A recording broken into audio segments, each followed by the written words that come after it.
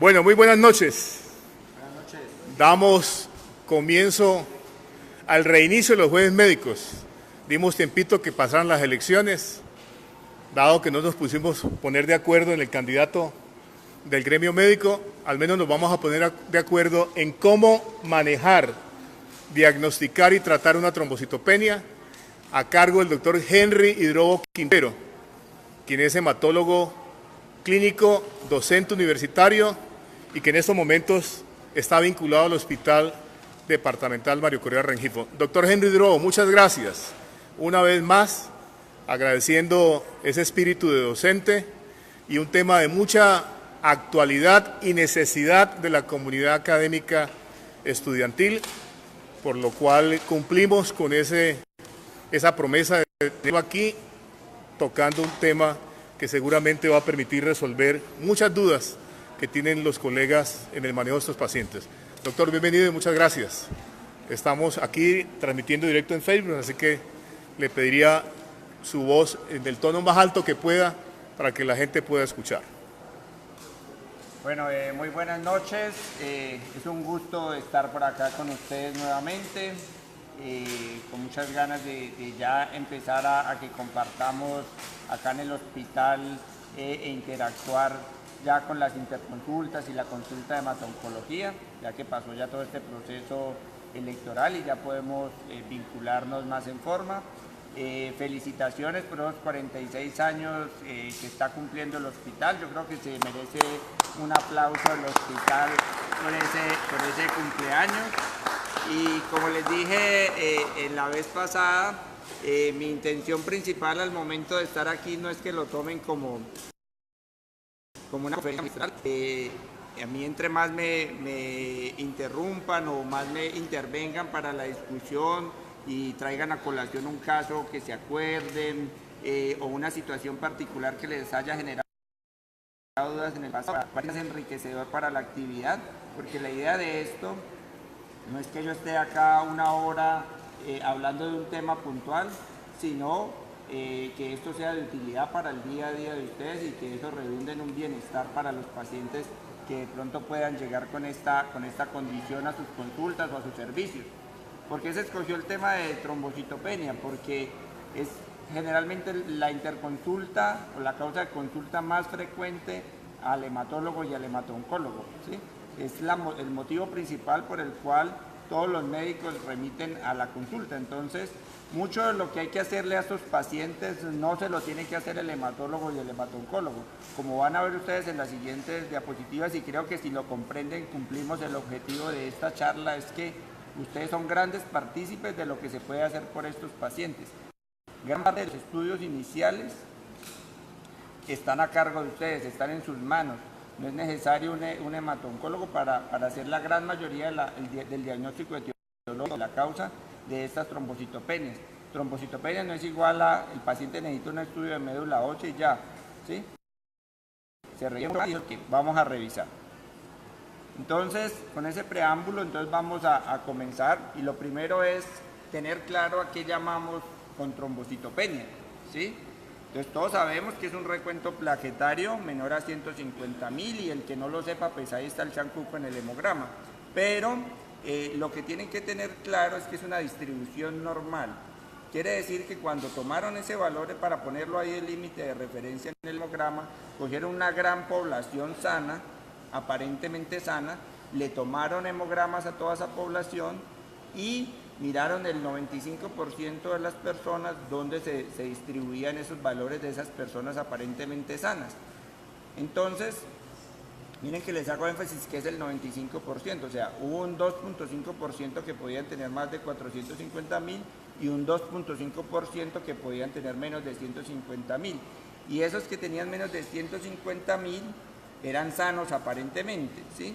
O sea, que hay veces uno puede terminar todo el estudio de la trombocitopenia y en un 2.5% de los casos no encontrarse una enfermedad, simplemente ser algo constitucional del paciente. Sin embargo, siempre que tengamos menos de 150.000 debemos proceder a estudiar como lo vamos a mirar en los siguientes minutos. La clasificación, ¿por qué es importante? La clasificación es muy sencilla, es de 50.000 en 50.000 para decir si es leve, moderada o severa. Pero es importante tenerla en cuenta porque solo la severa es aquella que nos produce un riesgo de un sangrado espontáneo. Es decir, que tenemos que tener una intervención terapéutica prácticamente inmediata con esos pacientes porque si no lo dejamos en riesgo de que pueda sangrar. Todas las estudiamos, desde la más leve la estudiamos, pero solo la severa tenemos que tener una conducta terapéutica en ese momento para intervenirla. Las demás, la leve y la moderada, nos da un compás de espera de investigarla antes de decidir iniciar un tratamiento. Entonces, segundo paso, ya sabemos que tiene trombocitopenia. El segundo paso es saber si esa trombocitopenia es verdadera o no. A veces empezamos una serie de estudios donde las causas son más de 100, como vamos a ver, y se empieza uno a navegar sobre el estudio de esas 100 causas y resulta que la trombocitopenia era falsa. Entonces se perdió mucho esfuerzo, muchos recursos, mucho dinero del sistema de salud en estudios que a lo mejor no era necesario realizar. ¿Y cómo confirmamos que es verdadera? Pues la causa más clara de una trombocitopenia falsa es que las plaquetas, al entrar en contacto con el anticoagulante que tiene el tubo, que es el EDTA, el tubo de tapa lila, ese liquidito que tiene ahí para anticoagular la muestra, cuando las plaquetas entran en contacto de eso, a veces se pegan unas con otras. Entonces, en vez de al pasar por el citómetro de flujo, que es el aparato que hace el hemograma, en vez de contar, por ejemplo, aquí 10 plaquetas, si ellas están pegadas unas con otras, pues se cuentan como una o se cuentan como otra célula más grande. Entonces, lo primero es descartar que no haya sucedido ese efecto de pegarse las plaquetas uno con otro. Entonces, ¿cómo se hace? Si lo que causó la agregación fue el EDTA del tubo, pues cambiemos de tubo. Entonces, se pide el hemograma con otro tubo, que es el tubo de tapa azul, el anticoagulante tiene ahí en fondo el citrato. Ese hemograma con citrato no le va a servir para mirar los leucocitos, no le va a servir para mirar la hemoglobina porque no está estandarizado por ahí. Pero si en ese hemograma con citrato le vuelven a salir bajas las plaquetas, confirma si tienes una verdadera trombocitopenia. Si en ese hemograma con citrato se normalizó, entonces usted estaba frente a una pseudotrombocitopenia o falsa trombocitopenia. ¿Qué otro examen solicitan ustedes para confirmar que es verdadera? Un extendido de sangre periférica, donde la bacterióloga nos haga un recuento manual de plaquetas, o sea, que ella al microscopio cuente cuántas plaquetas ve y así también podemos descartar que no sea una falsa trombocitopenia. Una vez que ya hemos llegado a esa conclusión de que estamos frente a una verdadera trombocitopenia, con estos dos parámetros que les acabo de decir, entonces el paso a seguir es empezar a buscar la causa.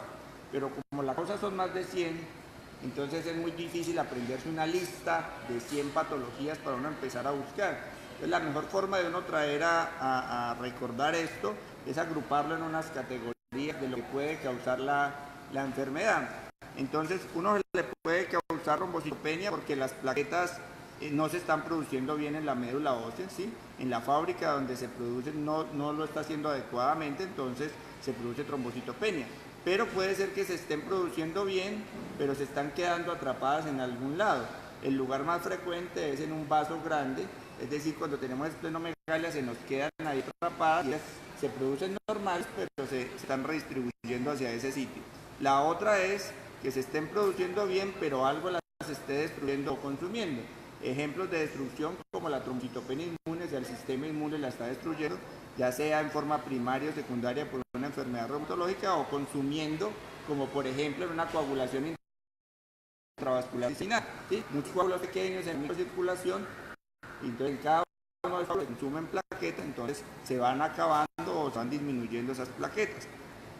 O puede ser que las tres cosas anteriores estén normales y si ustedes ven el hemograma, él dice 150.000 plaquetas por milímetro cúbico o por mililitro. O sea, es una relación entre el número de plaquetas y el volumen de sangre que hay circulante o de suero que hay circulante. Si a usted se le aumenta ese volumen, como por ejemplo en una falla cardíaca descompensada, en una embarazada, en una falla renal que esté en hipervolemia, a punto de requerir diálisis, ¿sí? Cuando se aumentan ese volumen, entonces las plaquetas pueden estar normales en número, pero como se aumentó la cantidad de líquido, aparecen falsamente bajas. Esta tabla simplemente es para mostrarles que a pesar de que existen estas cuatro categorías donde uno agrupar la causa de la trombocitopenia, a veces se pueden compartir varias causas. Por ejemplo, si ustedes ven acá la trombocitopenia inmune primaria, PTI, ¿sí?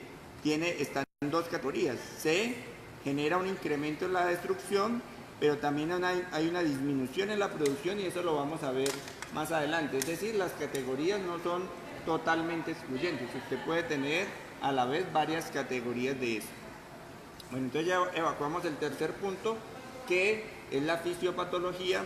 Vamos a comenzar entonces a mirar la lista de las causas que nos pueden generar trombocitopenia. Vamos a empezar de lo más frecuente a lo menos frecuente. ¿Qué es lo más frecuente? Y que la gran mayoría del personal de salud pasa por alto. Es la causada por medicamentos o por bebidas, ¿sí? Entonces miren ahí que la lista de medicamentos que son del uso diario.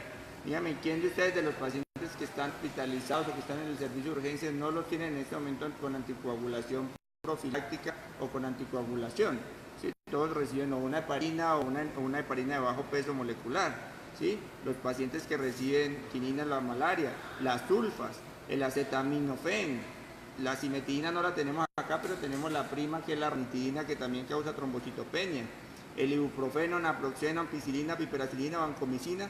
Es decir, si ustedes ven la lista, no son medicamentos extraños, son medicamentos del uso común, del uso diario. Y esa lista que está ahí no es la lista de todos los medicamentos, es una lista que yo tomo como ejemplo para que ustedes se hagan a la idea de qué tan frecuente es la trombocitopenia asociada a medicamentos.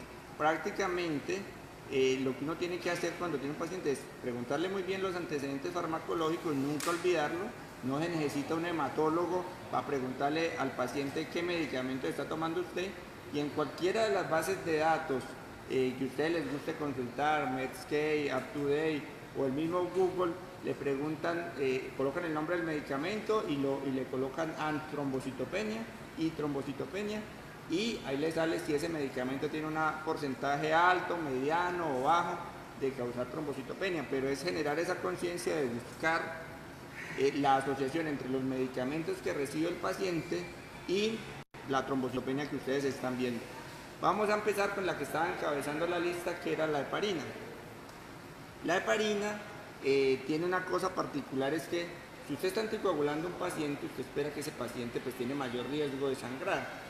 Y si además hace trombocitopenia secundario a ese medicamento con que usted está anticoagulando, pues usted espera que con mayor razón vaya a sangrar. Pero paradójicamente, cuando se produce el HIT, que es la trombocitopenia inducida por heparina, lo que más caracteriza la enfermedad y lo más grave de la enfermedad, aquí en la cúspide de la pirámide vemos, es la trombosis. Vamos a tratar de entender por qué esa paradoja de que en vez de sangrar, una de las manifestaciones claves sea la trombosis.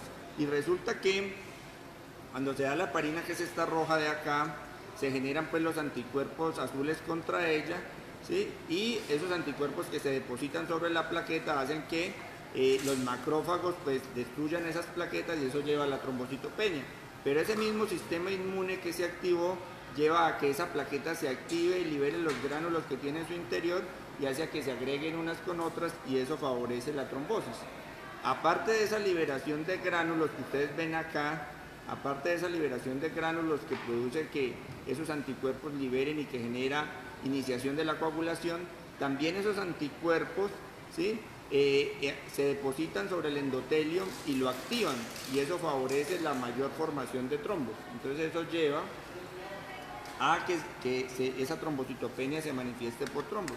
¿Para qué sirve eso? Uno, nos sirve para entender esa paradoja fisiopatológica, y nos sirve para reconocer algo, y es que el comportamiento de estas condiciones tiene particularidades, ¿sí? Y esas particularidades se pueden objetivar con algunos scores sencillos. Entonces, cuando tengamos un paciente al frente que ustedes lo están anticoagulando con heparinas de bajo peso molecular, heparina y hace trombocitopenia, si ustedes quieren saber si esa trombocitopenia del paciente es por la harina que ustedes le están dando, o es más bien otra cosa, ustedes pueden aplicar este score, que es un score de parámetros clínicos, no necesitan exámenes de laboratorio. Se llama el score de las 4 T's. ¿Sí? ¿Por qué score de las 4 T's? Una T de trombocitopenia, otra del T del tiempo en que se demoran en caer las plaquetas, otra T de trombosis y otra T de otras causas de trombocitopenia. Ahí están las 4 T's. Ya les decía, por ejemplo, que la trombosis es característica de esta condición. Entonces, si hay trombosis, eso le da 2 puntos, o sea que hace más probable la condición. Si la trombocitopenia, ¿qué es lo característico de la trombocitopenia inducida por la heparina? Ustedes ven que hay una caída acá de más del 50%, ¿sí? Es decir, por ejemplo, tenía 100.000 plaquetas, entonces le cae por debajo de 50.000, pero no cae por debajo de los 20.000. O sea, hay una caída rápida, pero no es tan severa para llegar a superar ese umbral de los 20.000 en la gran mayoría de los casos. ¿Por qué se da esa caída tan rápida de un 50%? Porque se monta una respuesta inmune y cuando los linfocitos empiezan a soltar los anticuerpos, pues la destrucción se da en una forma inmediata cuando se da la liberación de los anticuerpos. Ese mismo tiempo que se demora el sistema inmune en montar la respuesta para que se generen los anticuerpos, pues lleva a que eso se demore entre 5 y 7 días. Se empieza a dar la heparina, el sistema inmune reconoce que la heparina es aparentemente algo extraño, lo hace todo el proceso de presentarlo a la célula presentadora del antígeno, llega al linfocito y el linfocito produce el anticuerpo. Eso se demora casi una semana. Si usted le empezó a colocar la heparina hoy y mañana ya tiene trombocitopenia, probablemente esa no sea la causa porque no ha pasado el tiempo para que se monte una respuesta inmune contra esa molécula. Cuando se da el tiempo de los 5 a 7 días, pues eso nos daría otros 2 puntos, o sea que es más probable que puede ser una trombocitopenia inducida por heparinas. ¿Cuál sería la excepción? Que el paciente en el pasado hubiera hecho una trombocitopenia inducida por heparinas, ya tiene la respuesta inmune de memoria, pues cuando usted le pone la heparina, pues libera rápidamente los anticuerpos y esa sería como la excepción a esa norma. Y la última T es que no haya otra causa aparente de trombocitopenia, ¿sí? Que usted al interrogatorio no encuentra, o al examen físico y a los antecedentes no encuentra otra causa evidente de esa trombocitopenia, sino que parece lo más evidente que sea esa heparina. Obviamente hay muchos otros exámenes especializados con los cuales uno podría diagnosticar una trombocitopenia inducida para la heparina, pero son exámenes que no tenemos disponibles. Un ELISA para medir esos anticuerpos no lo tenemos disponible en nuestra vida diaria. El ensayo de liberación de serotonina, la medición de este anticuerpo IgG específico. Son exámenes muy sensibles, muy específicos, pero que no tenemos en el día a día. Pero en realidad para tomar las decisiones clínicas no nos hacen falta.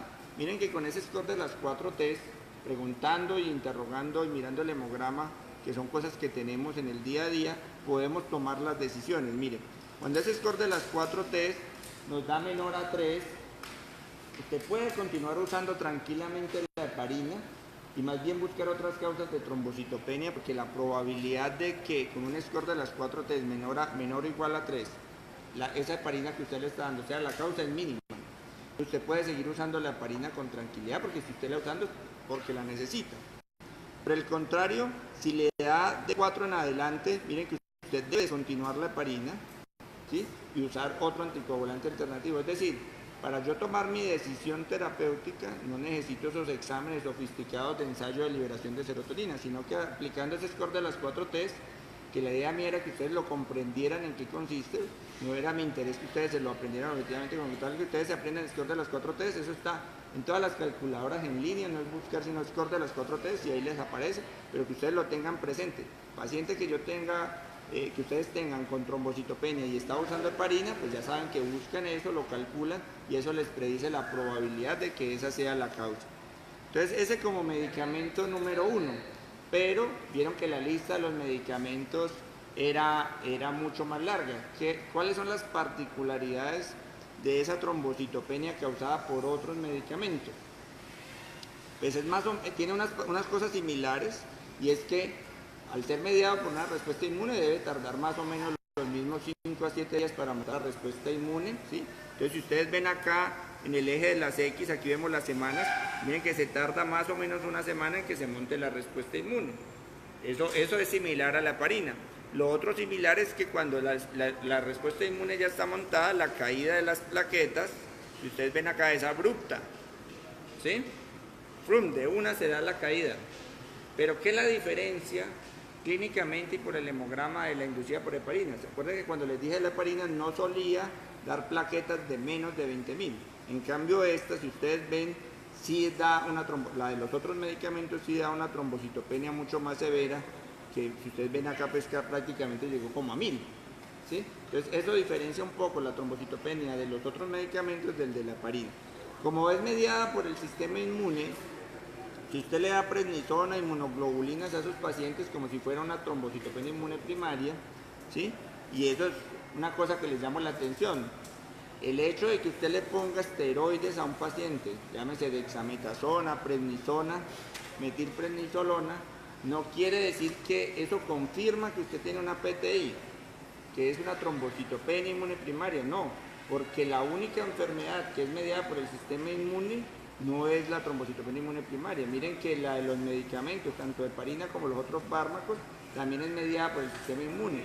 Por tanto, si usted pone el esteroide o pone la inmunoglobulina, también va a observar mejoría. Entonces, no dejar enchapados a los pacientes de que tiene una PTI porque mejoró con el esteroide. Sí, el hecho de que mejor está hablando de que hay un trasfondo inmune, pero no necesariamente puede ser una patología inmune secundaria, ¿sí?, que nos está llevando a trombocitopenia. Entonces, si le colocamos este tratamiento, el efecto plaquetario mejora. ¿Qué más nos enseña esta gráfica? Nos enseña que cuando damos el tratamiento con prednisona y inmunoglobulinas, no queremos que las plaquetas lleguen a lo normal a 150.000. Miren que aquí la meta no fue llevar esta raya hasta aquí. La meta fue subirlo por encima de 50.000. Es decir, la meta cuando estamos tratando una trombocitopenia severa no es normalizar el recuento plaquetario poniendo megadosis de los fármacos, sino colocar la dosis suficiente para sacarlo del riesgo de sangrado espontáneo. Y les dije antes que el riesgo de sangrado espontáneo se daba por debajo de 50.000. Entonces la meta es subir a las plaquetas por encima de 50.000 y ya con eso podemos estar tranquilos de que lo estamos librando del riesgo de un sangrado espontáneo. ¿Qué otra cosa nos enseña esta gráfica? Nos enseña que muchas semanas después, ya cuando le hemos suspendido el tratamiento inmunosupresor, a pesar de que no le estamos dando trimetoprim sulfa a este paciente, que fue la causa de la trombocitopenia, puede volver a caerse el recuento plaquetario, porque ese linfocito que generó los anticuerpos, ese linfocito sigue vivo, ¿sí? O sea que ese linfocito más adelante puede volver a liberar anticuerpos, así no esté expuesto al trimetoprim sulfa, como ejemplo, o a cualquier otro medicamento, y puede volver a aparecer la trombocitopenia, pero ella vuelve a responder al tratamiento inmunosupresor. ¿Listo? Vamos a ver ahora este ejemplo donde el paciente tanto estaba recibiendo heparina como estaba recibiendo múltiples otros fármacos. Se trata de un paciente que tenía una endocarditis por de una válvula protésica mitral, una mujer de 66 años, y por esa endocarditis empezó a recibir gentamicina, vancomicina, pero también como tenía falla cardíaca recibía digoxina y tenía un síndrome convulsivo de base, entonces recibía fenitoína y carbamazepina, la protección gástrica con ranitidina y la tromboprofilaxis con heparina, ¿sí? Entonces miren que más o menos a los 6 días de estar expuesto a todos estos medicamentos, ¿sí?, se vuelve a repetir el concepto de que se necesita para montar la respuesta inmune, se empieza a presentar la caída rápida del recuento plaquetario. Entonces, los médicos que están al frente de ese caso dicen, bueno, ¿qué le estará causando la trombocitopenia a ese paciente? ¿Será la heparina? ¿Serán los otros medicamentos? ¿O será que la misma infección me generó la trombocitopenia? ¿O hay una destrucción de las plaquetas de una válvula protésica? Entonces, tenemos muchas posibilidades. Entonces les dije, cuando tengamos heparina y tengamos la duda si eso puede causar la causa, se aplica el score de las 4 T's. Entonces, apliquemos el score de los 4 T's en este caso. Si aplicamos el score de las 4 T's, entonces tenemos que el recuento plaquetario cayó más del 50%, sí, ¿cierto? Pero dijimos que lo característico era que no bajara por debajo de 20.000 y este llegó prácticamente a 0. O sea que no nos da puntos por ese lado. Dijimos que el otro T es que presentar trombosis y este paciente no ha tenido trombosis, entonces tampoco tenemos puntos por ese lado. Dijimos que la otra T era de que si habían otras causas plausibles de trombocitopenia, pues este tiene otras causas plausibles. Tenemos los otros medicamentos, tenemos la infección, tenemos la válvula protésica, o sea que también nos da 0 puntos. En lo que sí nos podría dar algo de puntos, pues es en la T que nos falta, que nos pudiera dar 2 puntos, ¿cierto? pero 2 puntos nos queda por debajo de 3. ¿Sí? ¿Qué es lo que nos da los 2 puntos? De que se desarrolló entre los 5 y 7 días, ¿sí? Lo del T de tiempo. Entonces eso nos daría 2 puntos, pero al darnos los 2 puntos igual nos queda por debajo de 3, o sea que podemos seguir usando la heparina, y eso fue lo que decidió este grupo de médicos. Mire, se estabilizó al paciente con transfusiones de plaquetas, dosis de inmunoglobulinas, y apenas las plaquetas comenzaron a subir con este tratamiento, le reiniciaron la heparina, porque el score de las 4 T les daba 2 puntos, o sea, de muy baja probabilidad de que fuera la heparina el causante. Pero sí era posible que fueran los otros medicamentos, entonces se cambió la ranitidina por omeprazol, se cambió la fenitabina por valproato, se cambiaron estos antibióticos por otro antibiótico, y miren que el recuento plaquetario comenzó a subir. Entonces eso nos ilustra lo que debemos hacer frente a los medicamentos. Y les repito, estamos hablando de los medicamentos porque es la causa más común de trombocitopenia y que no es de tratamiento por el hematólogo ni el hematoncólogo. Miren que hasta ahora ahí no tiene papel o no tiene mayor intervención lo del hematoncólogo, es revisar los antecedentes farmacológicos y tener estos conceptos claros. Doctor Hidrobo, ¿Sí? hagamos una pausita para que usted aclare la voz, me interesa que su voz esté más clara, y a los compañeros pueden saborear este delicioso refrigerio que nos los obsequia Laboratorio Shire. No les dé pena que no estamos mostrando en Facebook mientras comen, para que no se les vaya a enfriar. Muchas gracias al laboratorio el doctor Linero está acompañando, es un pediatra aquí viendo esta charla tan espectacular del doctor Hidrobo. Doctor Hidrobo, que aclare la voz, que estamos en transmisión directa en Facebook. Bueno. Pueden comer tranquilos, que no los están viendo.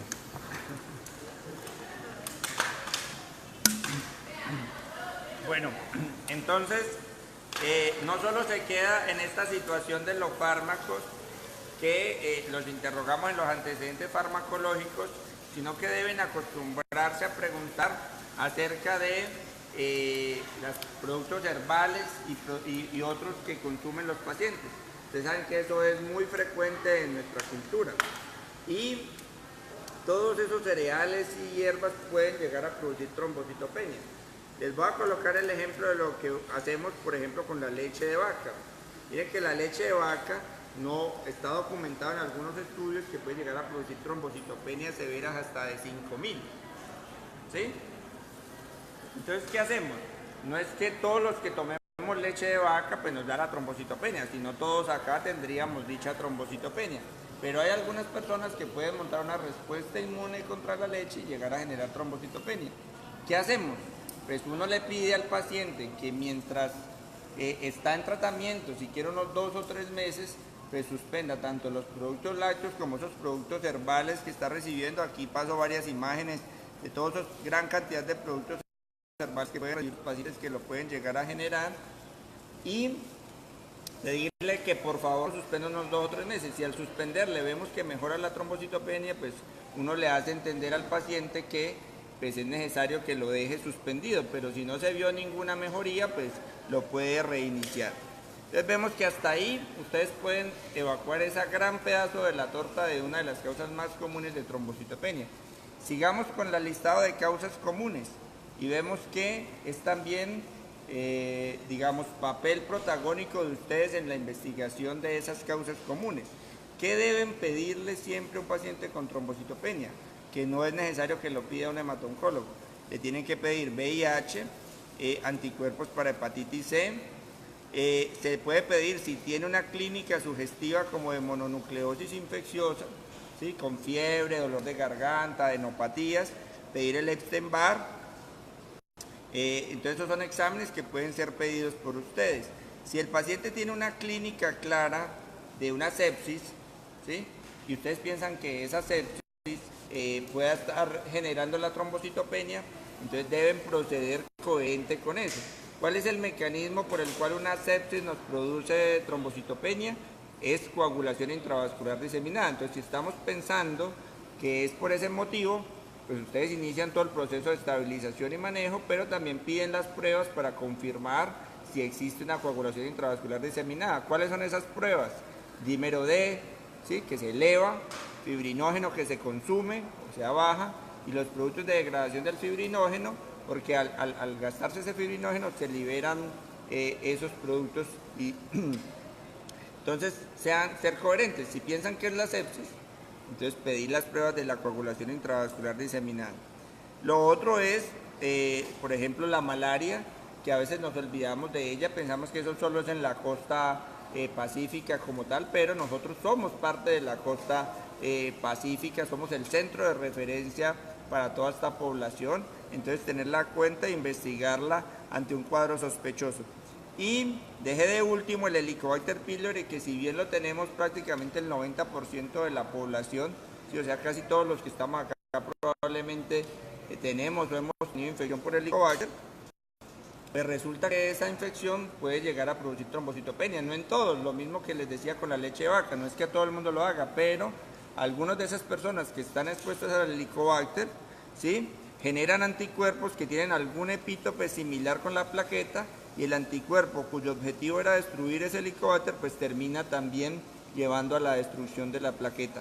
¿Cómo podemos corroborar eso? Pues hacemos la endoscopia con la biopsia, que también puede ser solicitada por ustedes, ¿sí? O sea, esa investigación del Helicobacter no tiene que ser solicitada por el hematoncólogo, y si lo llegan a identificar, no quiere decir que ese Helicobacter con seguridad sea la causa, pero si lo encuentran y tiene trombocitopenia, ustedes lo tratan. Y ese tratamiento, entre una cuarta parte y la mitad de los casos, les mejora por completo la trombocitopenia, y la otra mitad por lo menos le mejora parcialmente. Entonces, dando ese tratamiento anti-Helicobacter, pues nos damos cuenta, si le damos el tratamiento anti-Helicobacter y mejora la trombocitopenia, pues probablemente sí tenía que ver con la causa. Seguimos con las causas comunes. Y miren que dentro de esas causas comunes seguimos teniendo patologías que son de investigación por ustedes. Entonces tenemos el hiperestrenismo debido a enfermedad hepática crónica. ¿Qué deben hacer con respecto a eso? Pues pedir pruebas hepáticas, transaminasas, bilirrubina, fosfatasa alcalina, el PT y la albúmina, ¿sí? Porque ustedes saben que esos factores de la coagulación y la albúmina se sintetizan en el hígado, y por tanto la medición de estos es una prueba hepática importante, la LDH, pero no solo pidiendo las pruebas séricas se descarta por completo que hay una hepatopatía. Usted puede llegar a tener todas las pruebas hepáticas normales o casi normales, es decir, con elevaciones mínimas, y el paciente tener una verdadera hepatopatía. Entonces eso lo deben acompañar de una imagen de abdomen, de una ecografía de abdomen, para mirar si hay algún signo de hepatopatía, si ese hígado se ve de bordes irregulares, se ve pequeño, ¿sí?, si hay un aumento en la circulación portal, si el vaso se ve grande. E incluso a veces, si la sospecha es muy alta, es decir, el paciente tiene un antecedente muy fuerte de consumo de alcohol, o tuvo un antecedente de una hepatitis autoinmune, o tuvo un antecedente de una hepatitis crónica, y usted no queda tranquilo viéndole las pruebas hepáticas y la ecografía, a veces lo tiene que complementar adicionalmente con un Doppler de circulación portal. ¿Y quiénes tienen que pedir eso? No necesariamente el hematoncólogo. La investigación de esa enfermedad hepática también puede ser liderada por ustedes. La misma endoscopia que pidieron para buscar el Helicobacter, pues les ayuda a mirar si hay signos indirectos de hipertensión portal. Y a veces en ese paciente que consume alcohol, así no tenga la enfermedad hepática crónica, ¿sí?, el hígado lo puede tener sano, pero el solo consumo del alcohol puede llegar a producir trombocitopenia en algunos pacientes.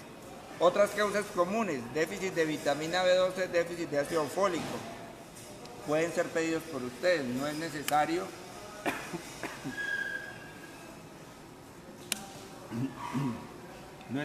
que sea pedido por el subespecialista.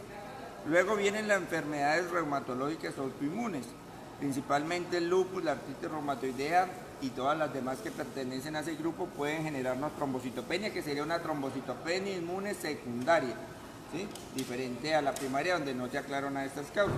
¿En qué pacientes puedo yo pedir esas pruebas? En el paciente que tiene alguna sintomatología, ¿sí? Por ejemplo, si tiene artritis, artralgias, boca seca, ojo seco, eritema malar, lívidos reticulares, fenómeno de Raynaud. Bueno, cualquiera de las manifestaciones que ustedes saben de las enfermedades reumatológicas, si tiene esas, pues pedir las pruebas, porque eso les puede estar explicando los otros síntomas y les puede estar explicando la trombocitopenia. Y miren que dentro de las causas comunes, pues también está el embarazo.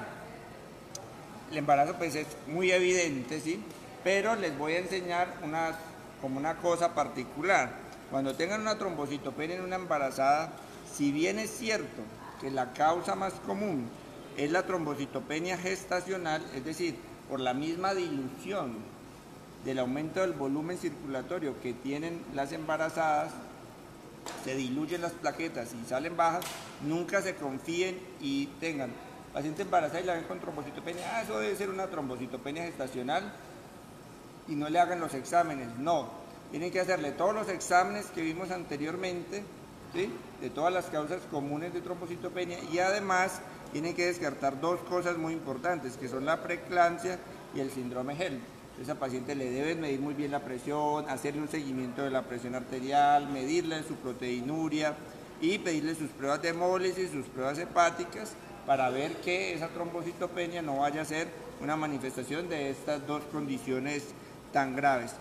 Y luego de que ya terminamos con estas causas comunes, ¿sí?, que miren que todas esas que hemos visto hasta ahora son del consorte de ustedes, corresponde o fácilmente ustedes pueden ayudar a esos pacientes solicitando todas las pruebas de esas patologías que vimos hasta ahí, donde está prácticamente el 75% de todas las causas de trombocitopenia.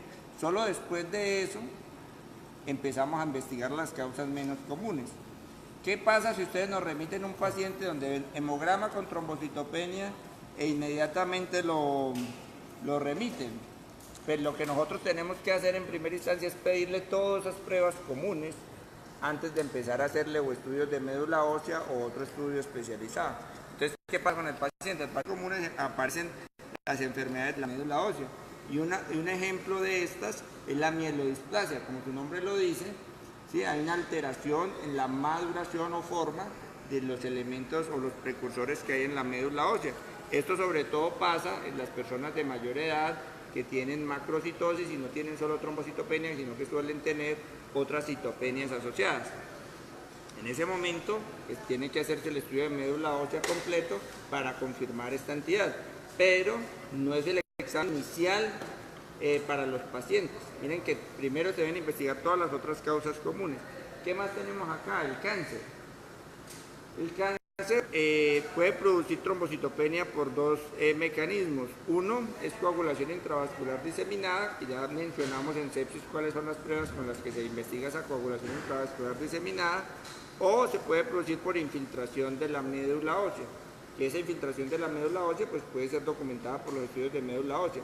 Pero ¿qué es más importante que pedir las pruebas de coagulación intravascular diseminada o el estudio de médula ósea para confirmar la mieloptisis, que así es como se llama esa infiltración de las células tumorales en la médula ósea? Más importante que eso es hacer un interrogatorio dirigido en busca de si el paciente tiene algo que le haga sospechar o no cáncer, es decir, hacer una buena revisión de síntomas por cistorragia, una melena, un sangrado digestivo, una hematoquesia, si las heces están acintadas, si nota un cambio en la forma de sus deposiciones.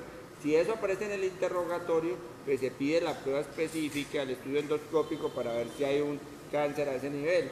En el hombre, si el paciente tiene síntomas de obstrucción urinaria, ¿sí?, nicturia, polaquiuria, tenesmo vesical, disminución del calibre del chorro, entonces ahí ustedes piden el PSA, el tacto rectal y hacen el análisis para buscar el cáncer a ese nivel. Entonces no necesariamente es hacer la médula ósea para buscar la mieloptisis, sino interrogar al paciente con eso. Y ya cuando hemos pasado por eso, entonces vienen las enfermedades raras, ¿sí? Entonces las enfermedades raras tenemos, por ejemplo, la hemoglobinuria paroxística nocturna, o tenemos las microangiopatías trombóticas, como el síndrome hemolítico urémico, la púrpura trombocitopénica trombótica. Entonces, la hemoglobinuria paroxística nocturna, por ejemplo, es una enfermedad donde se produce un caso por 15 millones de habitantes. Sí, o sea, es una enfermedad bien infrecuente. ¿Qué es lo que pasa con las enfermedades raras en general? Las enfermedades raras, como tienen una prevalencia tan baja, lo que hacen es que, digamos, los laboratorios o las fundaciones que trabajan con estas patologías raras donan la prueba especializada con la cual se hace el diagnóstico, porque si un sistema de salud tuviera que, digamos, pagar el millón de pruebas para poder encontrar un caso, pues no pudiera el sistema de salud hacerlo. Entonces, ¿cuál es la estrategia en una enfermedad rara? Paciente que tenga la sospecha de la enfermedad, pedir esa prueba diagnóstica, no esperar a que tenga como todo el cuadro patognomónico, sino ante cosas de alarma sospechosas, pedir la prueba. Y esas pruebas en las enfermedades raras, como les digo, es patrocinada o donada por los laboratorios. Entonces, esta la mencionamos por alto, pero para mencionarles, por ejemplo, que 9 de cada 10 pacientes con HPN tiene alguna anormalidad en el hemograma, no solo la anemia por la hemólisis, sino también la trombocitopenia o la combinación de estas en una pancitopenia. Y entonces estas citopenias también, cuando no hemos encontrado la causa en esas causas comunes, ustedes ya saben que pueden pedir y el doctor Saulo tiene comunicación para que les regalen esas pruebas para enfermedades raras, incluyendo esta hemoglobinuria paroxística nocturna. De esta microangiopatía trombótica, que la mencionamos también un poquito en anemia hemolítica, pero que aprovecho que la trombocitopenia también es una parte de esa triada de esa microangiopatía, la repaso hoy por lo mismo que les dije la vez pasada, que es una condición muy grave. O sea, cuando ustedes tengan un caso de microangiopatía trombótica, si la tuvieron en sus narices y no la sospecharon y no la diagnosticaron a tiempo, ese paciente se les muere o ese paciente se les complica a punto de terminar una diálisis o con un compromiso severo, ya sea a nivel neurológico, renal. Entonces no los dejen pasar por alto. Entonces si tiene trombocitopenia, que es el tema que estamos hablando hoy, y eso se acompaña de hemólisis, y esa hemólisis tiene estos esquistocitos o esquizocitos, que son formas de fragmentación por la destrucción en la microcirculación de esos eritrocitos. Entonces, sumado a eso, a un deterioro de órgano blanco, con esa triada ustedes deben sospechar una microangiopatía trombótica. Entonces, siempre que tengan una trombocitopenia, mirar si está hemolizando, mirar si tiene esquizocitos y mirar si los órganos blancos están comprometidos, porque eso puede cambiar el pronóstico de esos pacientes. ¿Cuál órgano blanco? Como lo hablamos la vez pasada, riñón, sistema nervioso, cardiovascular, gastrointestinal, pulmonar, visual, pues cualquiera. Y estas enfermedades de las microangiopatías, pues yo lo que necesito es que se acuerden de esa triada y que lo busquen, porque las microangiopatías trombóticas pueden ser primarias o secundarias. Las primarias, a pesar de que se manifiestan en forma similar, pueden tener fisiopatologías muy diferentes. La púrpura trombocitopénica trombótica, el síndrome hemolético urémico atípico y el que es típico, los tres se manifiestan más o menos similar, pero la fisiopatología es muy diferente el uno del otro. En el síndrome hemolítico urémico atípico es un problema del complemento, donde estos inhibidores del complemento fallan, entonces el complemento se activa en una forma drástica y lleva a toda esta formación de trombos y destrucción de las células. En la púrpura trombocitopénica trombótica, lo que sucede es que el ADAMS13, que es esta proteína que tiene que clivar los multímeros de von Willebrand, miren, cuando forma el multímero, la proteína destruye ese multímero, entonces así no se forma un trombo que obstruya la circulación, pero si falta la ADAMS13, el multímero persiste y se forman estos trombos, ¿sí? Entonces miren que a pesar de que tienen unas manifestaciones similares, tienen fisiopatologías muy diferentes. Y además hay una lista grandota de causas secundarias, que no las vamos a entrar a discutir ahora. ¿Qué me interesa a mí? Que se acuerden de esta triada: trombocitopenia, hemólisis microangiopática y el daño de órgano blanco. Y como es una enfermedad rara, pues les recalco el ejemplo. En las enfermedades raras tenemos el apoyo de las multinacionales y de las fundaciones para pedir esas pruebas. Entonces, por ejemplo, cuando ustedes tengan esa sospecha, le avisan al doctor Saulo, que tiene comunicación fácil conmigo, o me avisan directamente a mí, que ustedes saben que vamos a estar acá en el hospital y que yo les comparto con mucho gusto mi teléfono y mi correo, y se le puede, por ejemplo, donar a estos pacientes esta proteína ADAMS13, que si llega a salir menos del 5%, pues eso nos va orientando el diagnóstico hacia una púrpura trombocitopénica trombótica. Y ya como última diapositiva de lo que es la lista de las enfermedades menos comunes de la trombocitopenia, entonces está el síndrome anticuerpo antifosfolípido, la anemia plástica y las trombocitopenias congénitas. Si ustedes ven esa lista de trombocitopenias congénitas, pues hay una serie de nombres raros ahí. Ustedes no tienen por qué ni aprenderse, ni recordar, ni mandar unas remisiones que yo sospecho que tengo una trombocitopenia con ese nombre, ¿sí? Pero, ¿cuál es el deber suyo o lo que ustedes sí pueden aportar mucho en una sospecha de una de estas trombocitopenias congénitas raras? Pues muy fácil, ustedes le preguntan ¿Desde hace cuánto es la trombocitopenia? Tráigame los hemogramas desde los más antiguos, desde la infancia que usted pueda encontrar. Y si ustedes ven que la trombocitopenia es desde muy temprana edad, desde muchos años atrás, pues uno dice, uy, esto está como sospechoso de que pueda ser congénito. Y si ustedes le preguntan si en la familia hay otros miembros que tengan trombocitopenia y le dicen, ay, sí, es que mi hermana, mi prima, mi tío, mi mamá, mi papá tienen trombocitopenia, pues eso prende la alarma de que puede ser una trombocitopenia congénita.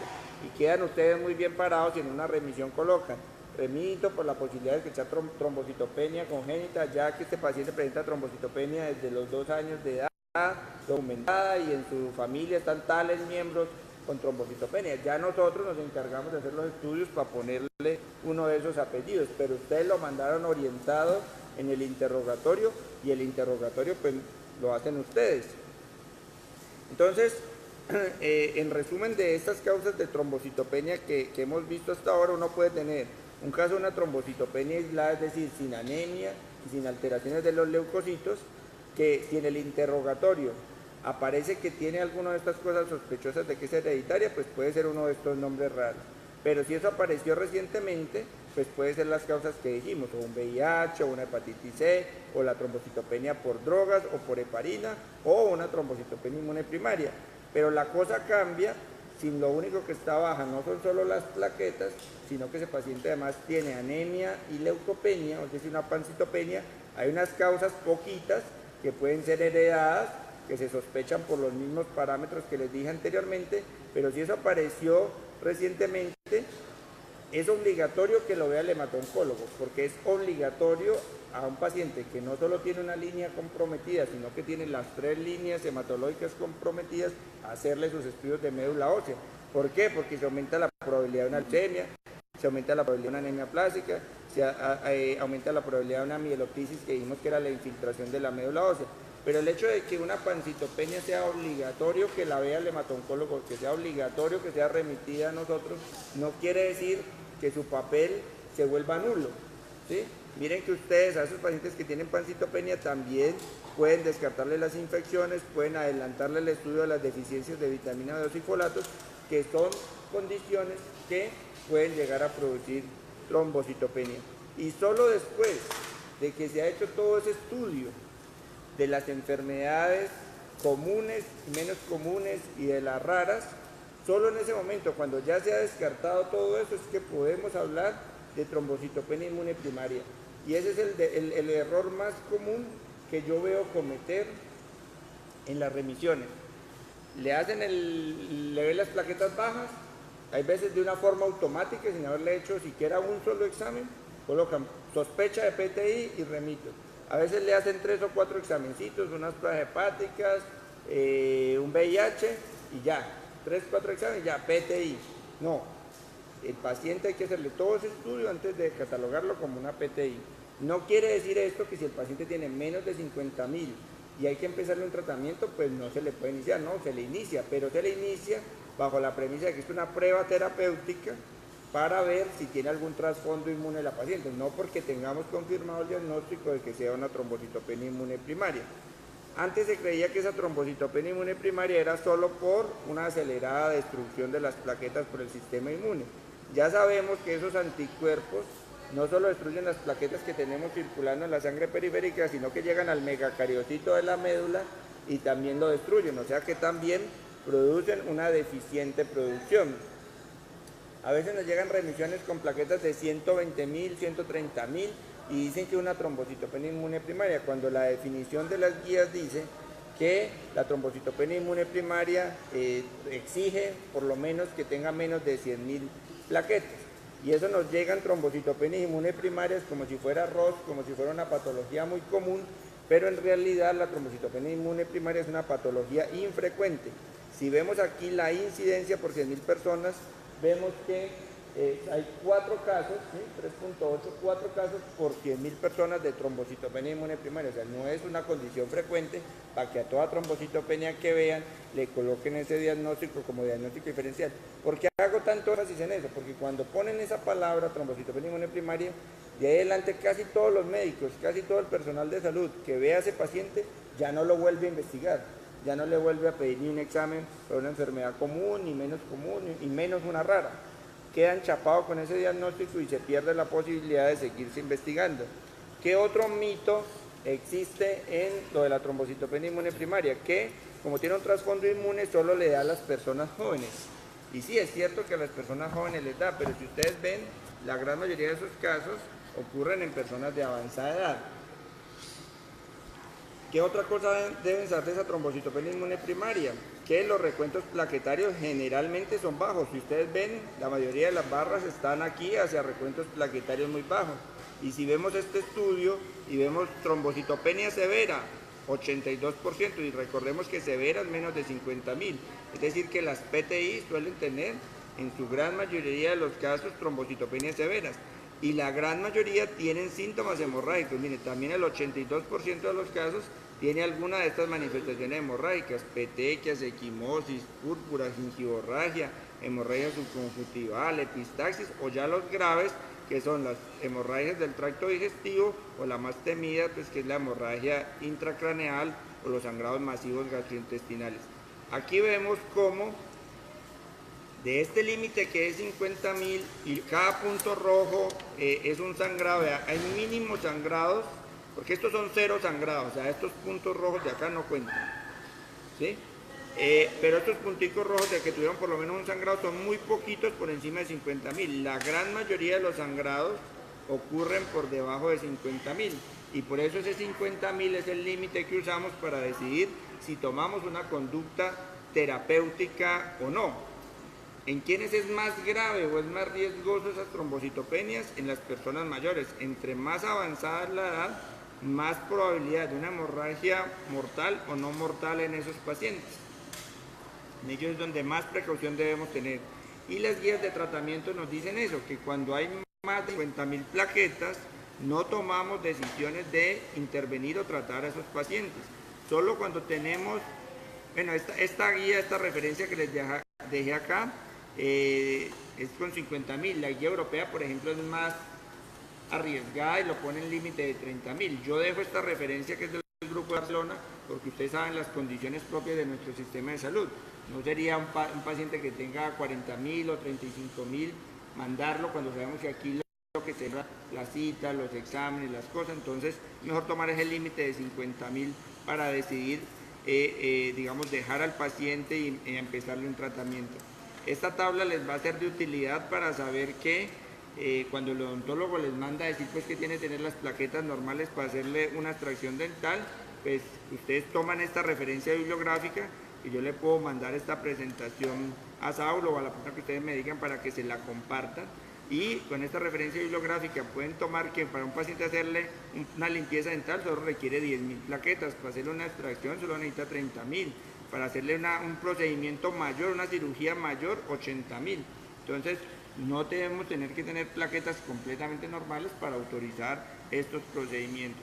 Y cuando empecemos tratamiento para estos pacientes, miren que la respuesta, lo que consideramos respuesta, es, ¿sí?, superar las 30.000 plaquetas o 50.000 si estamos usando la guía de Barcelona, es decir, sacar al paciente del riesgo de sangrado espontáneo, no normalizar el recuento plaquetario, para que vean que no es que lo diga yo como opinión mía, sino que así es referenciado en las guías, que esa es la meta que conseguimos. ¿Y con qué vamos a intervenir a esos pacientes? Pues la línea número 1, si ustedes ven, la que está en todos los puntos de esta fisiopatología, son los esteroides, que nos afectan en la producción de la médula ósea, que nos afectan acá en la producción de anticuerpos en los linfocitos, que nos afectan aquí en la interacción de las células presentadoras, ¿sí? Miren que los esteroides están en todos los niveles de la fisiopatología de esa trombocitopenia inmune.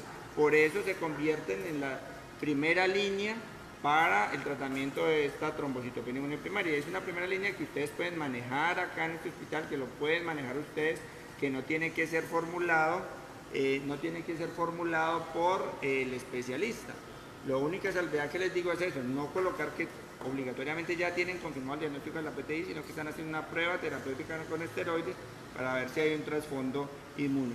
Y sería tal vez el único medicamento que usáramos, porque en general la gran mayoría de los pacientes responden si no tuviera todos estos efectos adversos: la facies de luna llena, el cuello de búfalo, las estrías, la osteoporosis, etc.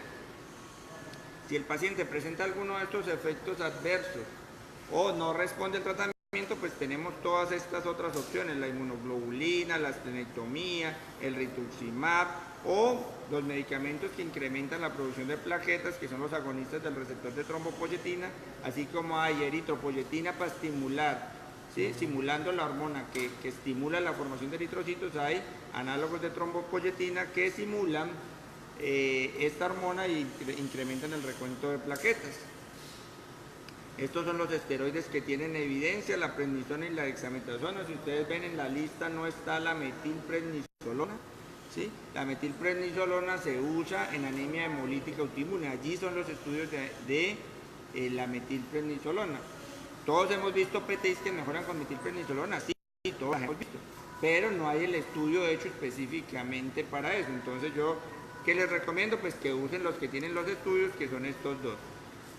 Prednisona, para un paciente que ustedes vean que es juicioso tomando medicamentos orales de 1 miligramo por kilogramo día, pero eso sí, ya saben que el paciente va a estar un largo tiempo con esa prednisona, entre 6 meses y 12 meses, porque eso no se puede suspender rápidamente, sino muy gradualmente. Pero para ese paciente que ustedes saben que tiene mala adherencia, pues tienen la opción de la dexametasona, que son bolos de 40 miligramos al día por 4 días, pero la clave de esto es conocer que la buena respuesta con la dexametasona no se obtiene con una dosis única o con un ciclo único de 4 dosis. Si ustedes ven acá, miren que hay que colocarle 3 ciclos al paciente cada 2 semanas, es decir, lo logré mejorar con esas 4 primeras aplicaciones y no es que ya se vaya y ya nunca más le vuelvo a poner esteroides. A los 15 días hay que volverle a mandar la aplicación de otros 4 días de dexametasona, más que la oral, tengan en cuenta eso. La esplenectomía, no hablo pues de todas las modalidades de PTI porque pues no tenemos el tiempo para ello, más bien si ahorita tienen las preguntas algo, me dicen, pero sí me tomo un par de minutos para sacarles de la cabeza la idea de la esplenectomía. La esplenectomía era algo que antes se usaba mucho, ustedes acá tienen quirófano, tienen cirujanos, por favor no los vayan a dejar que le saquen el vaso a los pacientes que tienen trombocitopenia, ¿sí? Porque hay muchas, miren toda la cantidad de medicamentos que tenemos, para tratar de mejorarle las plaquetas del paciente antes de recurrir a la esplenectomía. ¿Por qué tratar de no hacerlo? Todavía están las guías, pero todos los hematoncólogos creemos que en la siguiente publicación de las guías de PTI esa esplenectomía va a ser castigada. Y miren, este es el comportamiento de las esplenectomías en los Estados Unidos. Miren cómo a medida que van pasando los años cada vez se hacen menos las esplenectomías. ¿Por qué? No es porque los cirujanos se hayan vuelto perezosos para las esplenectomías o porque la técnica haya empeorado. Por el contrario, la técnica ha mejorado. Ya incluso se puede hacer por vía laparoscópica. Pero esta es la evidencia que ha hecho que la esplenectomía entre en desuso. Hay un claro aumento, ¿sí? Siendo los rojos los pacientes que no son esplenectomizados y lo azul los pacientes esplenectomizados, cómo se aumenta la incidencia de eventos tromboembólicos, ¿sí? Cómo se aumentan los eventos tromboembólicos, cómo incrementa la sepsis. Y no me refiero solo a la sepsis por gérmenes de bacterias encapsuladas como el Haemophilus, el neumococo, el meningococo, que sabemos su papel tan importante que tiene el vaso, sino en general por todas las bacterias, cómo se aumenta la sepsis en esos pacientes.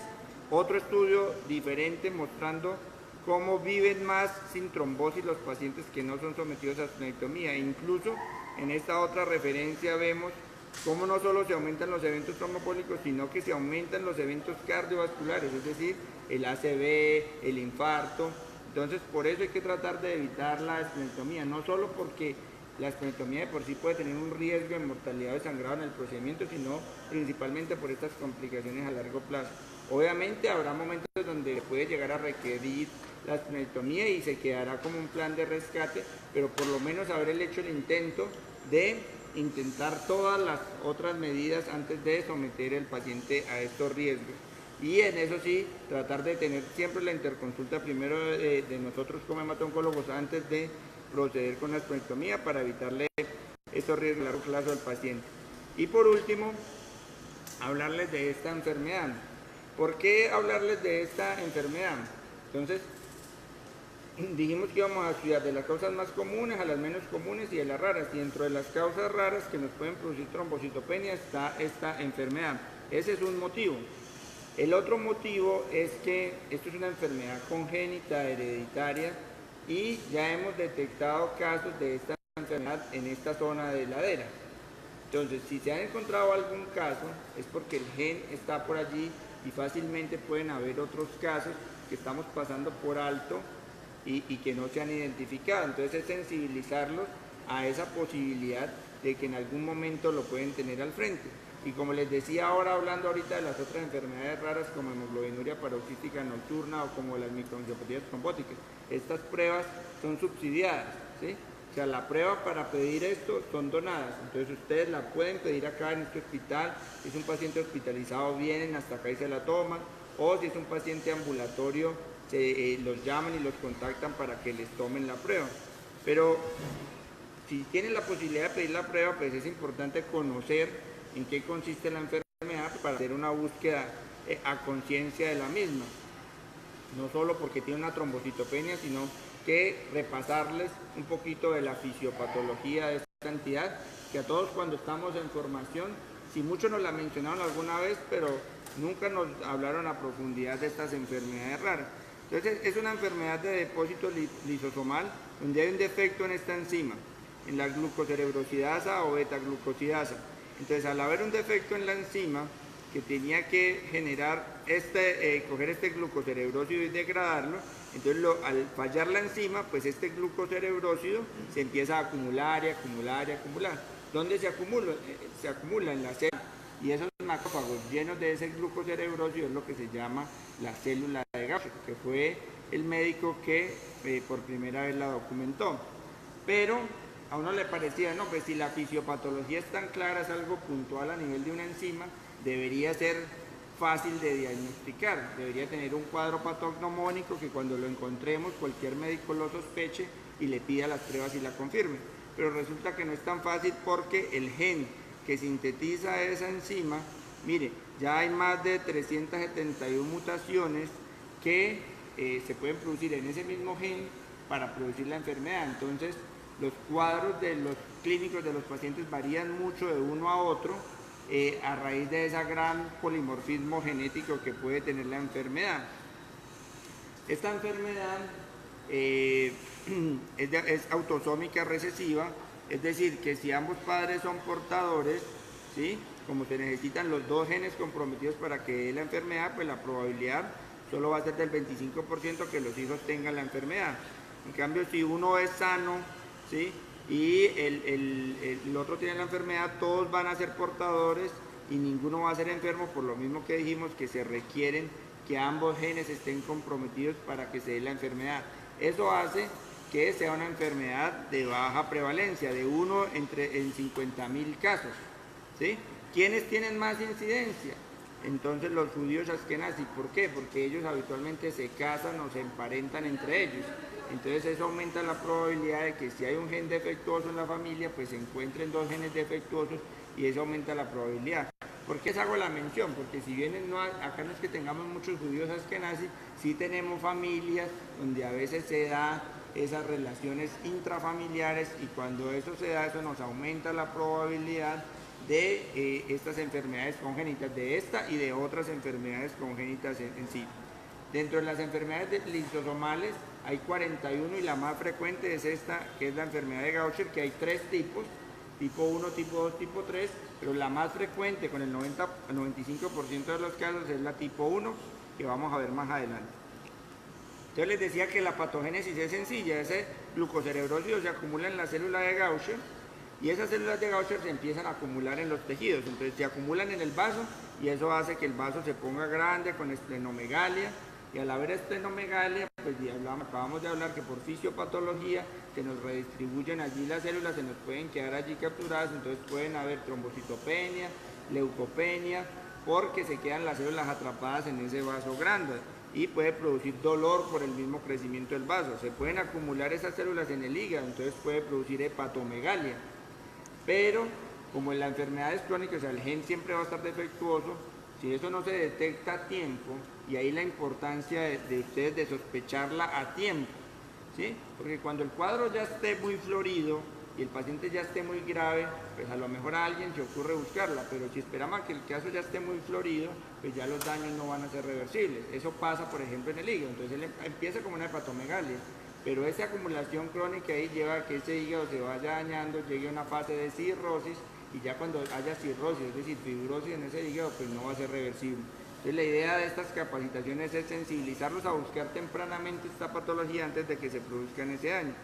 También se pueden acumular las células de Gaucher dentro del hueso, entonces eso produce dolores en el hueso, ¿sí? Produce riesgo de fracturas, produce riesgo de osteopenia, osteoporosis en esos huesos, y al acumularse el hueso de esas células de Gaucher, pues le quita espacio a los progenitores normales, es decir, los progenitores que deberían producir los eritrocitos, los leucocitos y las plaquetas, pues son desplazados por estas células de Gaucher. Entonces empiezan a haber trombocitopenia, leucopenia, anemia, porque la médula ósea está ocupada por otra cosa en vez de estar ocupada en producir estas células. Y solo en los tipos 2 y 3 de Gaucher, que son los donde hay déficit de menos del 1% de la enzima, ¿sí? Cuando uno tiene, aunque sea un poquito, el sistema nervioso central se falla, pero cuando ya ese déficit es tan severo de menos del 1% de la cantidad de la enzima, se puede llegar a acumular en el sistema nervioso y producir convulsiones, producir estrabismo, retraso mental, hipertonía. Y ahorita en una imagen que muestro más adelante de un niño con enfermedad de Gaucher tipo 2, yo creo que les va a quedar claro esa manifestación. Entonces, la tipo 1 les decía que es la más frecuente y puede afectar la sobrevida, pero no tanto. Esos pacientes pueden llegar a vivir en una forma considerable, mientras que la tipo 2, donde se hace compromiso tan severo a nivel del sistema nervioso central, lleva a que esos niños pues no alcancen a vivir ni siquiera los 2 años de edad. Entonces, de esas manifestaciones que les dije que por fisiopatología les iba a dar, pues uno mira la fisiopatología y uno se imagina que el 100% va a tener esplenomegalia, que el 100% va a tener hepatomegalia, que el 100% va a tener trombocitopenia, pero por ese mismo polimorfismo genético que les dije que tenía la enfermedad de las 371 mutaciones en el gen, pues eso no se da así de 100%. Miren que la esplenomegalia es frecuente con un 87%, pero no llega a 100%. La hepatomegalia es frecuente con un 79%, pero no llega a ser 100%. La trombocitopenia 56%, y así las diferentes manifestaciones que se pueden producir. En los niños los porcentajes varían un poco, pero es más o menos lo mismo. El cuadro nunca llega a ser patognomónico para que todos tengan todas las manifestaciones de la enfermedad. Por ejemplo, aquí esplenomegalia llega a 95%, trombocitopenia 50%. Entonces, ¿cuál es la idea? No esperar a que el paciente tenga todas las cosas a la vez, es decir, no, pues yo solo le voy a pedir la prueba de betaglucosidasa, es decir, el tamizaje para la enfermedad de Gaucher a aquel paciente que tenga a su vez hepatomegalia más esplenomegalia más trombocitopenia más anemia más dolores óseos, porque por probabilidad estadística pues nunca van a llegar a diagnosticar una enfermedad de Gaucher. La idea es que cuando tengan un elemento sospechoso, sabiendo que la prueba es donada y sabiendo que ustedes ya descartaron las causas más comunes, ¿sí? que repasamos inicialmente, pues animen a solicitar la prueba a través de contactarme a mí, a través de contactar directamente a los laboratorios que la proveen, o a través del doctor Saulo. Entonces esta era la imagen que les decía de la enfermedad de Gaucher tipo 2 y tipo 3, y ahí ustedes se dan claramente cuenta de por qué esos pacientes no viven pues más allá de los 2 años, porque ese compromiso cuando se da al nivel del sistema nervioso central pues produce ese estrabismo, parálisis de la mirada, retroflexión del cuello y todo esto pues que llevan a que su sobrevida sea muy mala. Con respecto a los dolores óseos de estos pacientes y en general de los dolores óseos en general, no siempre se confíen en simplemente lo que les dice el paciente. Muy comúnmente cuando un niño se les queja dolor óseo, y eso lo puede decir el pediatra de todas las remisiones que le lleguen, muy frecuentemente se queja de dolor óseo y dicen que es el dolor porque está creciendo el paciente de cadera, de rodillas, y decimos no, pues eso es artrosis y tampoco le tomamos ninguna imagen. Entonces, por más que es cierto que la mayoría de los dolores óseos de los niños sean por crecimiento, y que es cierto que la mayoría de los dolores de los adultos sea la artrosis, ¿sí? Pues tomemos una imagen, que es un examen muy barato y que nos permite tomar esa decisión. ¿Por qué? Porque es que nos podemos llevar sorpresas. Nos podemos llevar sorpresas y llegar a ver una osteonecrosis de la cabeza del fémur, que no solo se ve en la enfermedad de Gaucher, como ustedes saben, también la drepanocitosis, que es frecuente en nuestro medio, puede llevar a osteonecrosis del fémur. Créanme que he tenido pacientes que ahora están cojos de por vida, con escoliosis después compensatorias de la columna, porque nadie le tomó una radiografía para ver si tenía osteonecrosis de la cabeza del fémur. Lo mismo sucede, cuando vean una osteonecrosis de la cabeza del fémur, es un paciente que amerita que le investiguemos para esta enfermedad de Gaucher. También, cuando pidamos esa radiografía en esos casos de dolores óseos, podemos encontrar desmineralización, infartos óseos, fracturas patológicas que nos pueden hacer sospechar este tipo de enfermedades de depósito lisosomal. Y hay una en general que es muy característica, que es la deformidad en matriz de Erlenmeyer. El matriz de Erlenmeyer es unos tubos de laboratorio que es una boquita estrecha y el fondo ancho y recto, ¿sí? Entonces, si ustedes ven acá, este es un paciente con enfermedad de Boucher, donde ven aquí cómo se rectifica, ¿sí?, la epífisis y toma esa forma como ese tubo de laboratorio. Cuando un paciente con dolores uno le toma eso y ve eso, pues procede a sospechar la enfermedad y a pedirle este estudio enzimático. Porque si solo nos confiáramos en que el paciente se queja de dolor, miren que solo el 34% de los pacientes con Gaucher tendrían ese hallazgo, pero cuando le sumamos la radiografía a esos pacientes, la probabilidad de que encontremos alguna de esas anormalidades óseas nos aumenta al 83%, y aquí ustedes ven los diferentes porcentajes de las manifestaciones que podemos ver. Entonces, ya con eso les he dicho como un panorama general de lo que consiste la enfermedad, de las manifestaciones, y ahora solo les voy a decir una mínima cosa de cómo se hace el diagnóstico. El diagnóstico no lo tienen que hacer los hematoncólogos. El diagnóstico no se hace con una biopsia de médula ósea, ¿sí?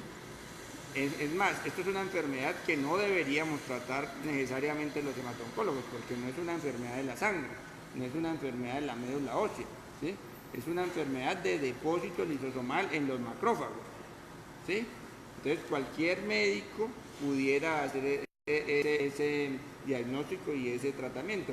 Pero ¿por qué terminamos siendo los hematoncólogos los que estábamos involucrados en eso? Porque la gente se le metió en la cabeza que la forma de diagnosticar la enfermedad era hacer una médula ósea para buscar las células de Gaucher, pero no es el diagnóstico. Así se encuentran unas células parecidas a las células de Gaucher en la médula ósea, yo no puedo decir que tengo confirmado el diagnóstico de esa enfermedad en mi paciente. La forma de confirmación diagnóstica es detectar la actividad de esa betaglucosidasa, es de la enzima, porque es una enfermedad enzimática en los leucocitos. Hacerla en los leucocitos a veces no es tan fácil, porque el leucocito es una célula viva. Entonces, si yo tomo una muestra de leucocitos y la tengo que mandar a un laboratorio de referencia, en el traslado, mientras se me van esos leucocitos hasta allá, esa célula se me puede morir, y cuando llegue allá, pues el laboratorio de referencia no puede hacer una medición adecuada de la enzima. Entonces, para tratar de solucionar eso, el tamizaje, ¿sí?, es una prueba sensible que se hace en un papel filtro como el que se hace el TSH neonatal, que se ponen las goticas de sangre en ese papel y eso ahí se seca, por eso se llama DBS o Dot Blood Spot, o sea, gota de sangre seca. Esa gota de sangre seca puede viajar hasta fuera del país y llega conservada la enzima al laboratorio, y ahí pueden medir si es la enzima, y si ya tiene ese papel, sabe que está ósea y demás, es una prueba solo auxiliar. Para que ustedes se convenzan de que no es la biopsia lo que hace el diagnóstico, si yo encontrara una célula como estas, que es una célula similar a una célula de Gaucher, no solo la enfermedad de Gaucher me da esa enfermedad, otras enfermedades como la leucemia, la talasemia, el mieloma, la enfermedad de Hodgkin, me pueden dar células parecidas.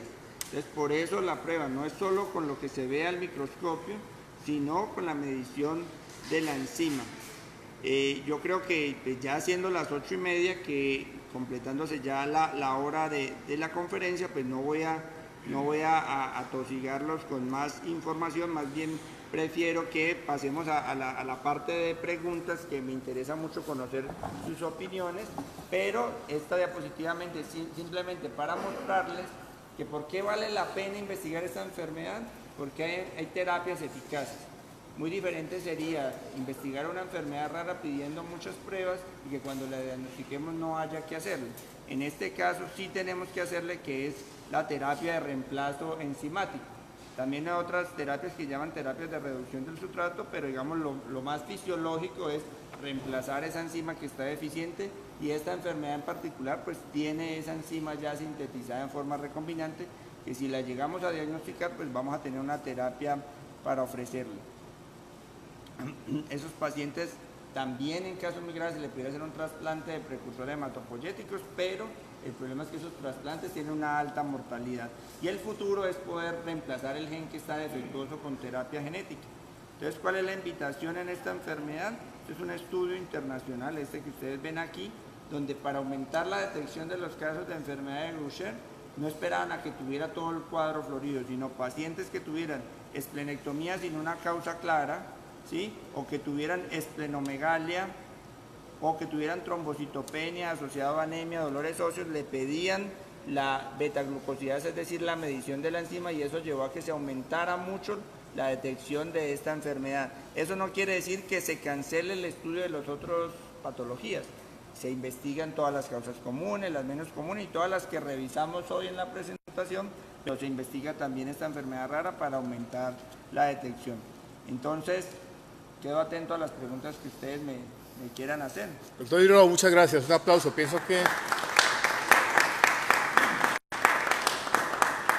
una excelente charla complementada con esta barniz de enfermedad de Gaucher. Aquí nos estamos haciendo varios artículos, doctor.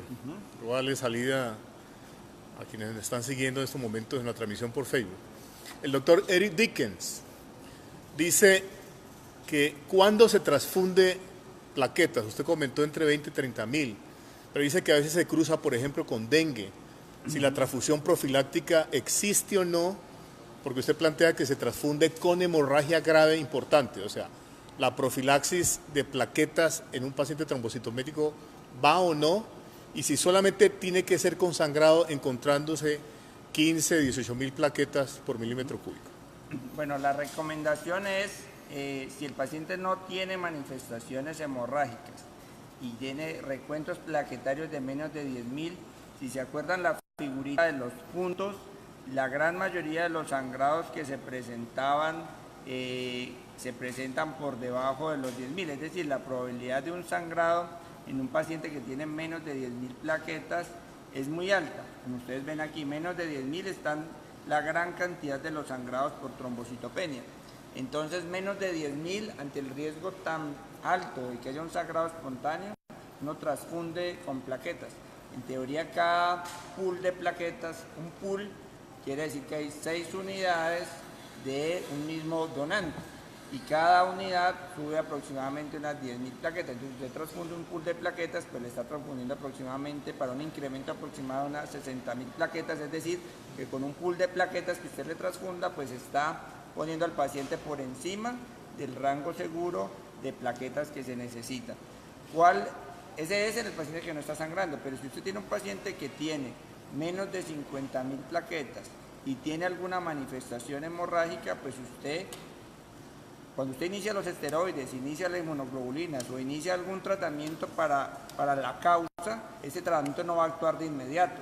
Entonces usted tiene que empezar el tratamiento, pero también apoyarse con transfusión porque ese paciente está sangrando y lo que usted le ponga en ese momento, esteroides, inmunoglobulinas o el tratamiento específico de la causa, no va a hacer efecto inmediato. Usted, mientras el paciente está sangrando, lo apoya con esas plaquetas mientras los tratamientos empiezan a surtir efecto. El doctor Eric Dickens dice, la carga alta de esteroides, dexametasona 40 miligramos, si el paciente es diabético, ¿pesa algo el efecto secundario hiperglicemiante de los esteroides? ¿Habría otra alternativa o frente al riesgo se utiliza la terapia de dosis alta de esteroides? Bueno, ese es el problema de los esteroides, los efectos adversos, era lo que les decía, o sea, es el medicamento de primera línea porque actúa a todos los niveles de la fisiopatología, pero tiene esos problemas. Entonces, si usted tiene un paciente diabético descompensado, prácticamente está contraindicado usted iniciar esteroides porque lo va a generar una crisis hiperglicémica con el aumento de mortalidad que ustedes conocen que tienen estos. ¿Sí? Entonces, si el paciente está descompensado, entonces ni siquiera intentar usarlo, sino usar una terapia alternativa como las inmunoglobulinas, llámese inmunoglobulina intravenosa o si el paciente es de grupo RH negativo, se puede usar inmunoglobulina anti-D. ¿Por qué en el RH negativo? Porque usted lo que quiere hacer es dar una inmunoglobulina que llegue precisamente a esa proteína D del eritrocito para que se destruyan, digamos, o sea, reconocidos de una forma intencionada esos eritrocitos O negativos, para que el vaso y en general el sistema reticuloendotelial se ocupe degradando eso y no degrade las plaquetas. Entonces usted tiene la opción de la inmunoglobulina o la inmunoglobulina anti-D si es RH positivo, o tiene otras opciones como los análogos de trombopoyetina y demás, pero no usarla en el diabético descompensado. En aquel diabético que está compensado, o sea que su tratamiento en ese momento es óptimo y no les llegan crisis, uno podría intentar usar esas dosis de esteroides altas. Con seguridad se le va a alterar la glicemia, pero entonces ustedes van a tomar todas las medidas de precaución respectivas, es decir, hidratación suficiente y amplia, glucometrías estrictas, ante cualquier situación de descompensación inmediatamente pues la medición de los gases arteriales cuerpos cetónicos, y ante esa monitorización tan estrecha y se llega a presentar, se suspende y se cambia las otras líneas que dijimos. Pero hay veces con solo aplicar la insulina según los resultados de las glucometrías y ajustar sus dosis basales del tratamiento de la diabetes, uno puede lograr aguantar ese empujón a las cifras glicémicas que hacen los esteroides, pero se vuelve un paciente pues, de difícil manejo y les reitero, en el que está descompensado, pues proceder con las otras alternativas diferentes. Dice otro colega que sí, que esas recomendaciones son para la púrpura trombocitopénica primaria, digamos en general, que es un paciente con dengue, con trombocitopenia importante, se beneficiaría del uso de esteroides en esas dosis altas, como en la púrpura trombocitopénica. No, si ya el dengue está confirmado, usted lo que hace es apoyarlo con la transfusión de plaquetas en el momento que el paciente o tiene menos de 10.000 o tiene las manifestaciones hemorrágicas, pero digamos los esteroides en dengue, si bien hay uno que otro reporte de caso que mencionó que eso funcionaba, o alguna serie de casos de que eso pudiera tener algún papel, digamos, cuando uno analiza toda la literatura en su conjunto, la evidencia es que puede ser más riesgoso que benéfico el uso de los esteroides, porque puede hacer una infección, ¿sí? Una infección viral donde el sistema inmune es fundamental para poder depurar ese virus y poder depurar y salir adelante de esa infección. Entonces, si usted coloca una dosis alta de esteroides, pues no solo va a incluir la respuesta plaquetaria, sino que se deprime todo el sistema inmune y va a responder menos a infección, se puede complicar y sobreinfectar. Entonces no está recomendado, se recomienda el tratamiento de soporte, apoyarse con la transfusión de plaquetas en el caso muy severo, y están haciendo algunos estudios que todavía no han llegado a nivel de aprobación, pero que ya empiezan a mostrar unos resultados promisorios con los análogos de trombopoyetina. Análogos de trombopoyetina que les mencioné allí, como el trombopaco, romiflozin, han empezado a hacer algunos reportes para ver si incrementando esa producción en la médula ósea, cortándolo con ese análogo de trombopoyetina, puede tener algún efecto. Esos resultados, como les digo, van mostrando algunos datos promisorios, pero todavía no lo pudiéramos usar como en nuestro país, porque apenas está, digamos, en estudios internacionales. Aquí tenemos al doctor Leopoldo, cirujano, al doctor Linero, pediatra. ¿Alguna pregunta, doctor Linero, de pediatría, trombocitopenia, para aprovechar al doctor Hidrogo? Quería felicitar, la verdad es que me parece que su charla ha sido magistral, completa, cierta y amplia. Quería simplemente anotar una cosa, en el tema de pediatría, una de las cosas que vemos en lactantes, en los cuales no tenemos la posibilidad que ellos nos digan, nos duele, así que la consulta de un niño menor de un año no sea tengo dolor en las articulaciones. Hemos visto con alguna frecuencia, en dos casos que vimos hace unos años, uno con el doctor Santiago, y revisando la literatura, Santiago Cruz, el neurólogo, que en ellos se presenta una involución, precisamente cuando hay un compromiso en el tipo 3, que se da la hepatoesplenomegalia, se da la epilepsia ya asociada al compromiso del sistema central, ¿no? Entonces es importante ir vigilando dentro de la evolución del niño la posibilidad que se esté dando una involución secundaria de una enfermedad tipo Gaucher, que como usted muy bien la nota es infrecuente, sí se ve, se han visto en la región casos de este género. De hecho, algunos de estos casos los mandamos a Uruguay, y allá en Uruguay eso es epidémico, realmente en la raza judía ya es muy frecuente, y cuando mandamos el caso, pues no tuvo mayor importancia para el evento que lo mandamos, porque ya eso es tan epidémico como lo es aquí el dengue. En cuanto al dengue, sí me llama la atención la posibilidad del uso de corticoides, pero realmente no hay ningún estudio. Si uno busca en UpToDate y en Cochrane, que son los metaanálisis más importantes, no hay ningún estudio que avale el uso de corticoides en dengue, de hecho están contraindicados. Y en cuanto a la transfusión de plaquetas, aunque no hay estudios suficientes, lo más cercano es que hay consensos de expertos a nivel mundial que coinciden que solamente debe ponerse plaquetas cuando hay actos operatorios asociados al dengue, o sea, cuando la paciente embarazada debe ir a una cesárea debido a que es algo parte del protocolo, porque la vía no es electiva, sino que es la única vía posible, o cuando hay un acto operatorio asociado a la enfermedad del dengue, que se indica la transfusión de plaquetas durante el acto operatorio, pero no como una solución del problema de base que es la trombocitopenia que ya conocemos en el dengue. Pero nuevamente felicitaciones a usted por su muy buena charla. Aprovechando los cirujanos acá, doctor Hidrobo, ¿cuándo es que es seguro una cirugía mayor? ¿Con qué número de plaquetas que hacen los anestesiólogos nos cancelan las cirugías por 110.000 plaquetas, por 90.000? ¿Cuándo es que se le recomienda que se puede operar una laparotomía común y corriente para una colecistectomía, una apendicectomía? Las guías europeas para los procedimientos mayores hablan de un rango de 80.000 en adelante y para los menores de 50.000 en adelante. Entonces, no es necesario tener recuentos plaquetarios pues, absolutamente normales para poder llevar a cabo las cirugías.